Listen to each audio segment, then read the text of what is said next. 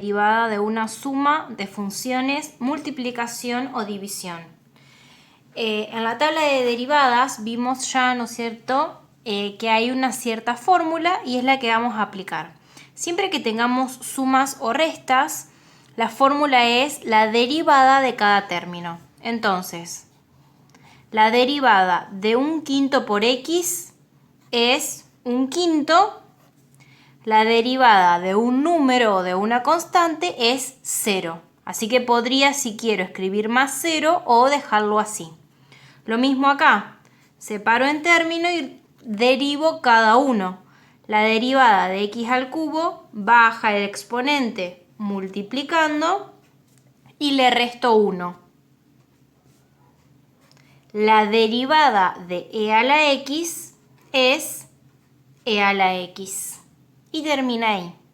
¿Qué pasa con la multiplicación? La formulita es un poco más compleja que la de la suma o resta, ¿sí? Acá era la derivada de la primer función por la segunda como está, más la primera como está por la derivada de la segunda. Veamos entonces.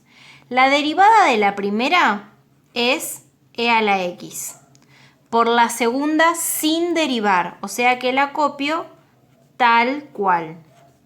Más la primera sin derivar por la derivada de la segunda, que es menos seno. Bien, y ahí me queda.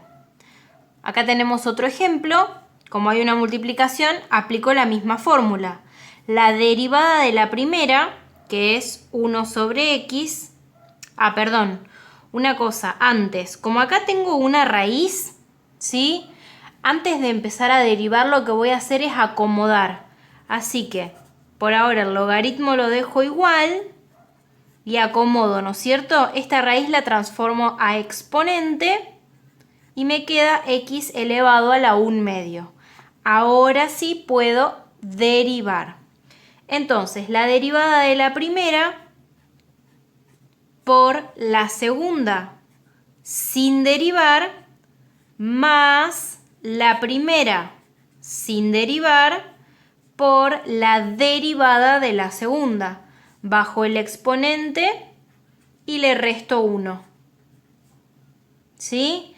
Y la fórmula de la división es igual a esta o muy parecida, pero en vez de sumar, vamos a restar y se le agrega que queda toda la expresión dividida la segunda función al cuadrado. Entonces veamos. La derivada de la primera, bajo y le resto 3 por 2, 6x al cuadrado.